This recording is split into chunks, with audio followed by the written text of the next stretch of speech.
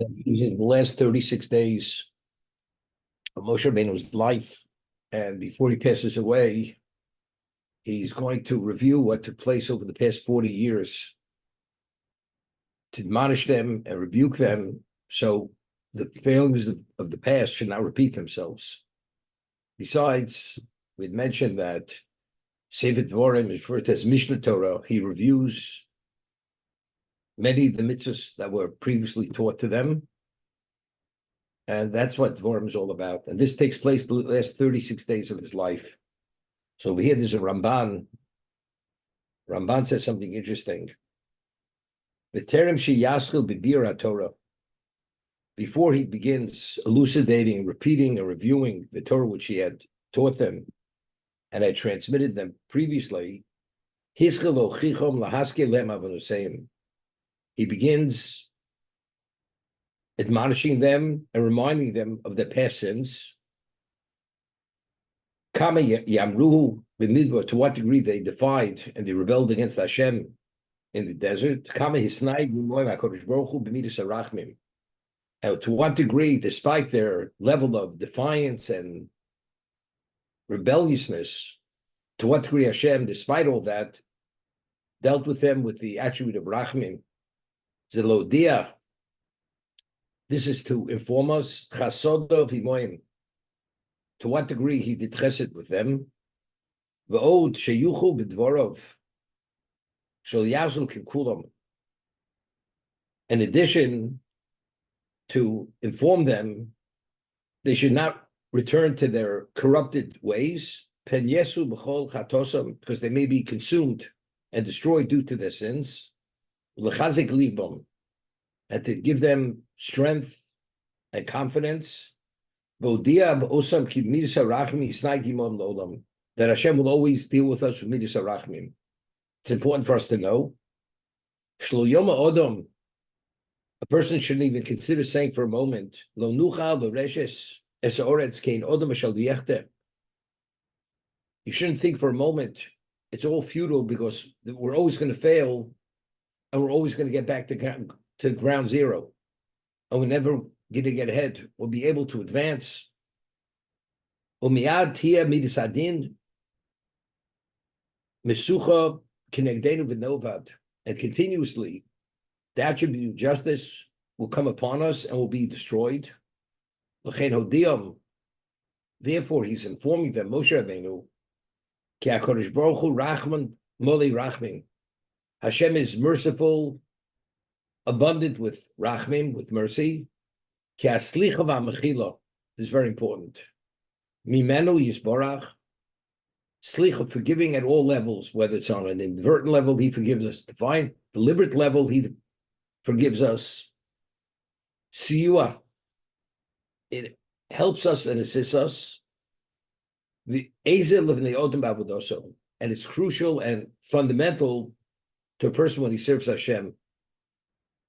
As we see in Tehillim, Kin She'omar HaKosuv, Ki Imcha Slicha, Lamati Voreg. Because Slicha is with Hashem, it's within his power to forgive, therefore we fear him. Very fundamental. If a person, no matter what he does, like a person says, when I do my analysis and criticize you, it's constructive criticism. And the person always continues, says it's constructive criticism. But there's no end to the criticism. And ultimately, you totally destroy the person. And you never go anywhere. Because there's always reason why the person is undeserving. But a person knows, despite as much as he fails, Hashem it's within his power to forgive you, and he does forgive you. So then we could talk about it's worthwhile to take every effort, because we know that even though we're not perfect, we're far from perfect, because Hashem is forgiving, therefore we fear him. Because we know that fearing him has value, because he understands that we have this inclination to fail. He's always there to forgive us because he wants us to advance. Knowing that in advance, that we will always advance despite our failing, because he understands that we're meant to fail, we're inclined to fail, Therefore, that allows us to continue going forward to try to achieve whatever we can. We'll see in a moment that he did not begin rebuking them until after they entered into the Transjordan side of the Yarden, which was the territory of Og and Sichel. Why? Because if he would have begun rebuking them earlier, they would say, we haven't even entered into the land. You promised the land, we're going to arrive, and there's always a reason why we're not arriving. So the whole thing, you're telling us a tall tale. It's all futility. But since he allowed them to see that they are beginning the conquest, because they did destroy the two giants and they conquered the territory, they see that although they're far from perfect, God is forgiving, and he's forgiving, therefore they have hope and they have belief and confidence that despite their shortcomings, because God is merciful, there is a future. And that's what David says in Tehillim, because we know that Hashem has the ability to forgive, and he does forgive, therefore it's worthwhile to forgive him, to fear him. Because otherwise, what's the point? Might as well do whatever we want because it's hopeless anyway. Answer is, with a Jew, it's never hopeless. And as a result of that, knowing it's not hopeless, because Hashem is abundant with mercy, therefore we forge forward regardless of our levels of failing, and despite the fact that we're dragging our feet, because ultimately we know we're going to arrive. You read through the Chofetz Chaim, in all his writings, he always speaks about the whisperings of the evil inclination. There are always whisperings in our ear. What are whisperings? It doesn't even pay to start. It's all futility, because you're never going to get going. As you try, you're always going to fail. And he shows you that you're going to fail. The Sultan. But that he shows you fail, it's only initially at the beginning, because as we always say, kol hascholus koshos. To get something off the ground, it's not so simple. And you must try, and you could try again, and ultimately it works. But unless you go give it your effort and know that ultimately it will work, and ultimately if you're sincere, Hashem will give you that assistance to succeed, knowing that itself allows us to continue to go forward. And this silences and pushes away the Sultan, his whisperings, and we don't pay attention for that reason.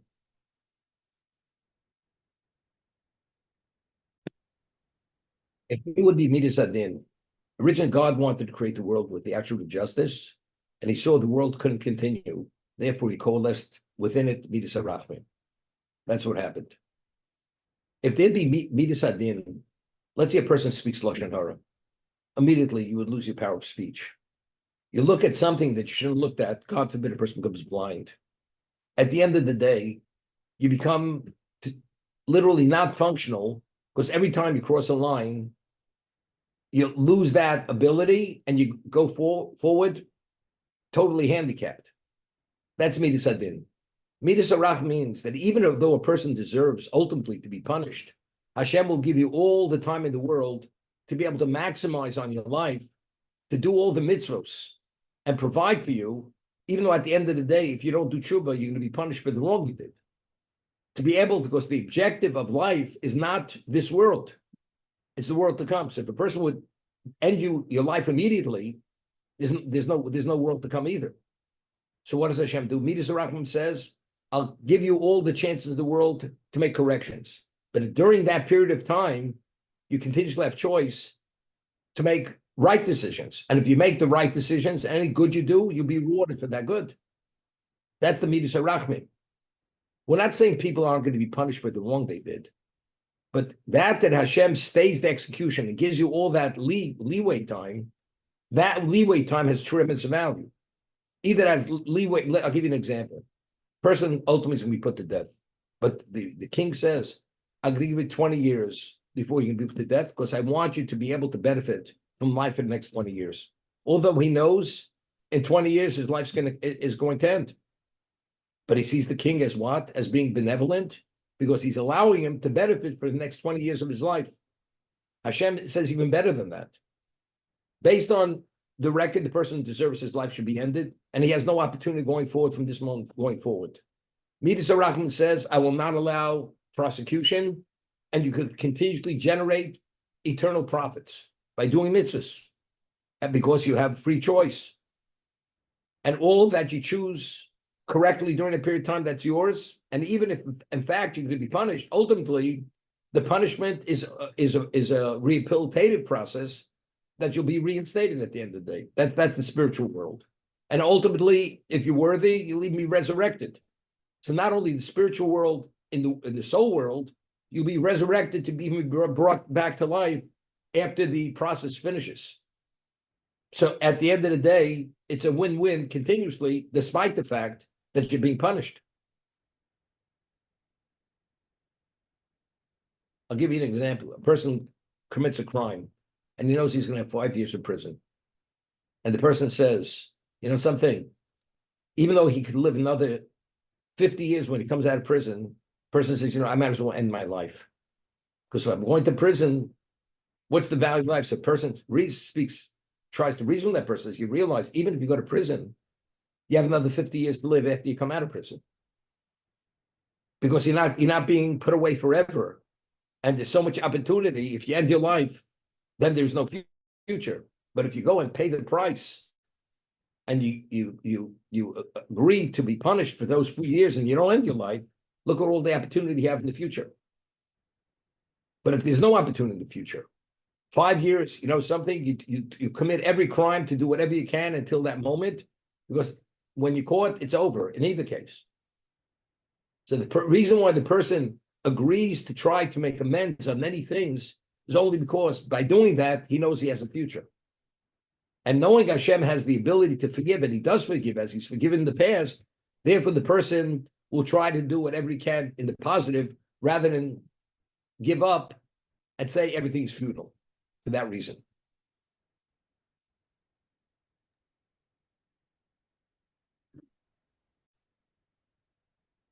It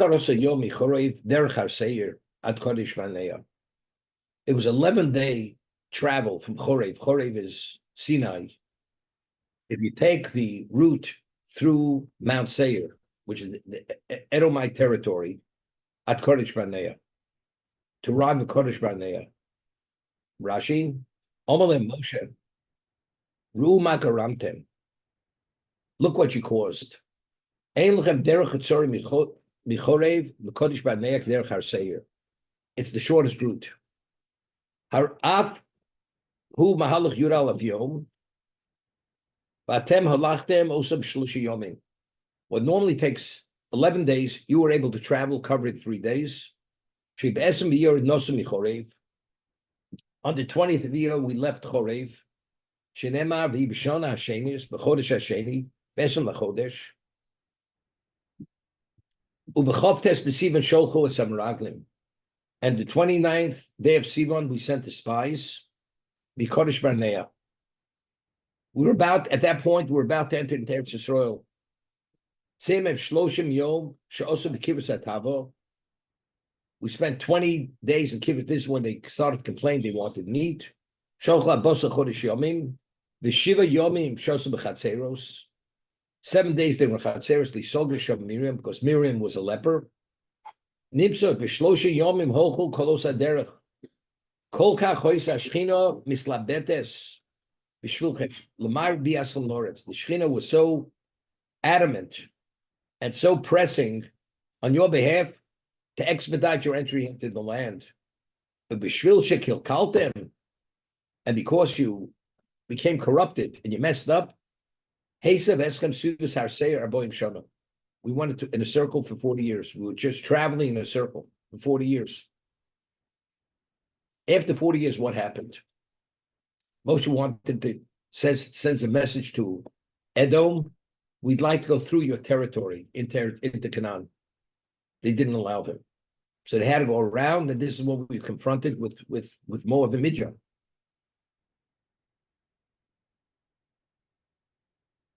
Now, we always find that when something exceptional is going to take place, and we're going to enter into another realm of our existence, there's always very serious setbacks. When Moshe goes and receives the Torah at Sinai, on the 40th day, what happens? You have the Egel. We're about to enter into the land. We have the Meraglim. In the 40th year, this is the new generation. What happens? Miriam passes away, there's no water. They start complaining. Moshe Rabbeinu is told to speak to the rock. He strikes the rock. As a result of that, Moshe and Aaron are decreed they should pass away. Then they start complaining about the man. They're about to go in. That the man ultimately is going to end their lives. Hashem sends vipers. Then all of a sudden, we have a story with the Baal Peor, where we're in a position we could be totally annihilated. We're about to go in. So whenever there's the transition of spirituality to another level, the level of prosecution is so extreme to the point that we could actually be undermined, that there's no future. Because the evil knows that we reach these new levels of spirituality, it's a tremendous setback for the position of the evil. So the counterforce becomes empowered whenever we're about to make that jump. And that's why, as I mentioned many times, which Jay always refers to, whenever something special is going to happen, it always happens in a context that it's semi-soiled. The story with Yehuda and Tamar. Originally, he saw her, she was a prostitute. And he impregnates her, and he doesn't even realize it. And the two children that she carries are what? There's Peretz, Zorach and Peretz and Zorach, two twins. One is going to be ultimately the father of what the Davidic line is coming from Peretz. Then we fast forward to the story of Boaz and Ruth. How does those story happen? She comes, she goes out to the threshing field, and she lies down next to him. He has to control himself, that he should cohabit with her, and he decides he's going to marry her. And that's not the way you do it. But everything that has to do with ultimate ending evil at the end of time always has to do, it's a context. It's not in the most elevated level of purity. It's always slightly tinged with something slightly inappropriate. Why? Because if it would be in that appropriate context, something wouldn't allow it. But because it's tinged with sin or semi-sin, Satan is blinded by that. And we spoke about the Sol Azazel. The Sol Azazel atones for all the sins of Klal Yisrael on Yom Kippur, the goat that's thrown down the mountainside. So the Ramban explains over there, if you remember, we discussed it, it's a distraction of Satan. Because since all the nether forces are out in the desert, which is the location where a human being doesn't live, so by sending the goat with the sins, which are all the product of the evil inclination causing the Jewish people to sin, we're acknowledging him. It's not a korban. It's not a korban. The Ramban has a lengthy discussion over there. But he says by throwing him a crumb, that will cause him not to prosecute. Because since it's Midas HaRachman, it's the ultimate level of mercy, Yom Kippur, we don't want him to interfere. So by acknowledging him, giving him some level of recognition, by giving him this goat, acknowledging him, that doesn't allow him to interfere. So we have to create a distraction for him not to prosecute. It's always that way. So now we're ready to go in, and that's what he's saying. We're about to go into Eretz Yisrael right away. We get this craziness in our heads. We want scouts to scout out the land. But Hashem said, Eretz Yisrael is cholov v'dvosh. It's a land which flows with milk and honey, only good. There's no negative side to it. So why do they want spies? Because there was a lack of trust. So Hashem says, because you lacked in trust, you're going to be confronted with a situation there. To be able to see it right, it'll be monumental. And unfortunately, you people are going to fail. So 10 of the 12 spies came back with negative reports, and only 2, and the Jews bought into the 10. So again, whenever we're ready, we reach a watershed level of advancement, then we go off the cliff. Always, continuously repeats itself. Rabbi Yaakov Kamenetsky Zech said that after the 6-Day War, if you remember it to a degree, or you read about it, there was such ecstasy and there was such new belief and such of empowerment of God in Jews' lives the Jews were held on a pedestal. And people said it's miraculous, 6 days to be able to defeat all the Arab armies. And many people became Bali Tshuva at the time. The Tshuva movement started in Israel at that time. It was like there was a reawakening. So Rabbi Yaakov Kamenetsky says, if we would have taken advantage of that moment, and we would have gone far enough, Tshuva-wise, he said Mashiach would have come then. But unfortunately, because it didn't go beyond a certain point, and it fizzled out, that's why a few years later we had the Yom Kippur War, and we missed the opportunity. Because always when that moment comes where it could happen, sudden it goes with a fierceness to try to prevent it from coming about, and doesn't allow it to happen. And there's always these moments. Today, I mean, if you read the Ramchal based on the Zohar, before the coming of Mashiach, evil will rear its head to such a point that it appears to be less din less dayim. There's no judgment, there's no judgment. Meaning day becomes night, and night becomes day. Evil is able to have the upper hand, and as much as you try to succeed and try to defend yourself against evil, you can't. He says, why? Because at the end of time, right before evil is ultimately going to be vanquished, evil is fighting for its life. And as a result of that, it actually plays out, but ultimately it's going to fizzle out. And that's what we see today. The world has reached a level that things which were understood to be basic fundamentals of morals and ethics have gone to the wayside. They're not even considered. Right is wrong, wrong is right. The victim is the what's name is guilty, and the victimizer is the one who's innocent. These are all indications of what at the end that we're holding at the end of time. Because evil is coming to an end and it's fighting for its life. But ultimately, it's going to actually be vaporized with the coming of Mashiach. This is the Ramchal. Ramchal explains it very clearly based on the Zohar. And we're seeing this playing out today in our lifetime, that anti-Semitism today is not on a local level. It's on a global level. And it's a level which is not to be understood. The first time, probably since the destruction of the Beis Hamikdash, that there's no safe haven anywhere in the world. And what the Jew represents and what decency represents, there's no place for decency any longer. Identity of anything of decency wants to be uprooted and destroyed. But we as Jews have to toe the line and have betochen and emunah and do what we have to do, and ultimately we will have the upper hand, and all this will come to an end in the most positive way. And that's the coming of Mashiach.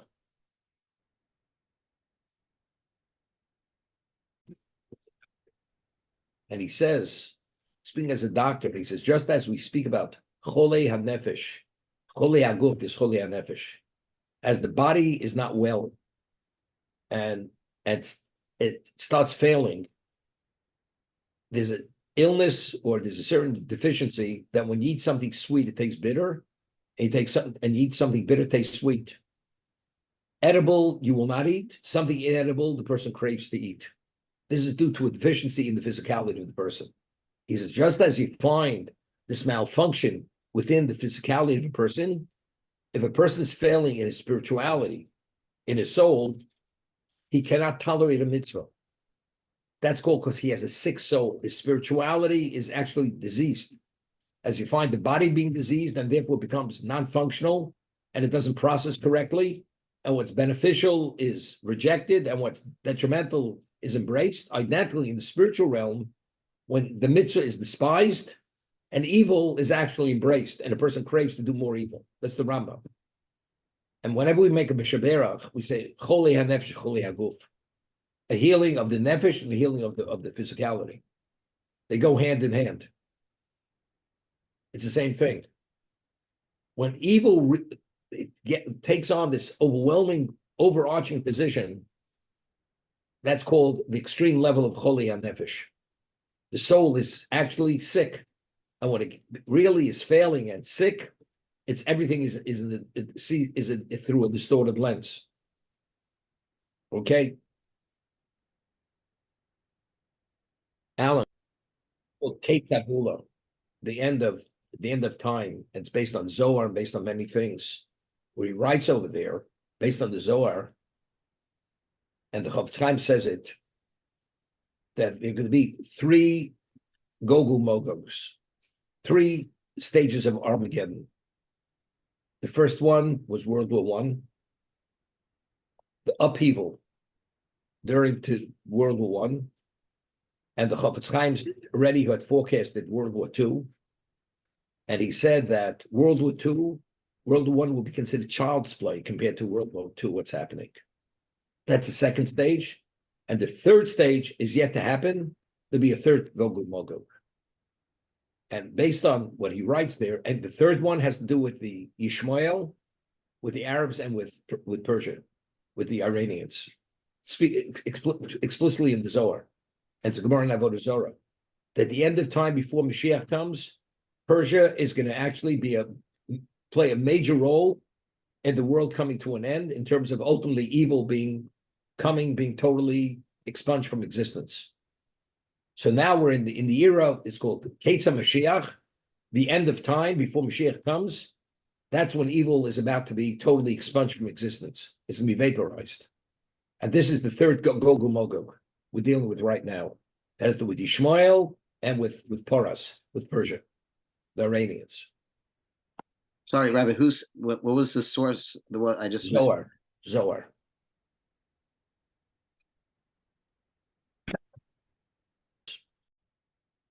In Germany and in Hungary, there was a reform movement.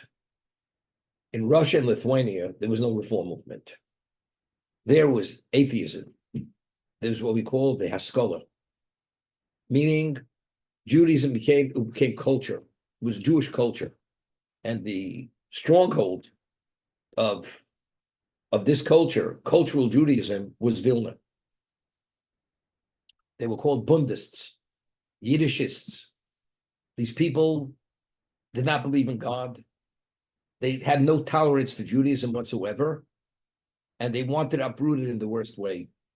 And Yiddish became, they were called Yiddishists, Bundists, that became the religion. That was the culture. So what happened was, it was Purim. I told the story in the past, the Chofetz Chaim, and they had like a Yiddish theater in Vilna, and they put on a play for Purim. What was the play? The play was the Armageddon. How all the nations of the world are coming against the Jews, and we're talking about the end of time. And you had three leading Torah sages. One of them was the Chofetz Chaim. One of them was Reb Baruch Ber Leibowitz, and the other one was Reb Shimon Shkop. These were the leading Torah sages in Lithuania and Poland, Russia, and they're holding a musket from colonial times. And you have these hordes of enemy coming, attacking Israel, and these three old Jews, feeble Jews, are holding this musket, and the three of them, all three, their fingers on the trigger of this musket, and they're aiming this musket at the enemy, and before they pull the trigger, they close their eyes because they have to say a bracha with kavanah, because they give their lives to sanctify Hashem's name in this battle, and they conclude the bracha, they pull the trigger, a little ball rolls out of the front of the musket, hits the floor, and as it hits the floor, the millions of enemies, they just drop. They drop on the spot, they all die. The audience was literally were laughing, the building was shaking, the theater was shaking. And there was a yeshiva bacher who stole himself into the theater to see exactly what level of mockery are they going to make of Torah Judaism and the Torah sages of the time. This person was irate, the student, and immediately takes a beeline to Radin, to the Chofetz Chaim, and he shares with the Chofetz Chaim to what degree publicly they disgraced Hashem. They made a mockery. The story with Armageddon and of the Chofetz Chaim and these other people with this musket. So Chofetz Chaim says, why are you upset? That's exactly what's going to happen. Exactly. Literally, with the lifting of a finger, when these people do it, it's over.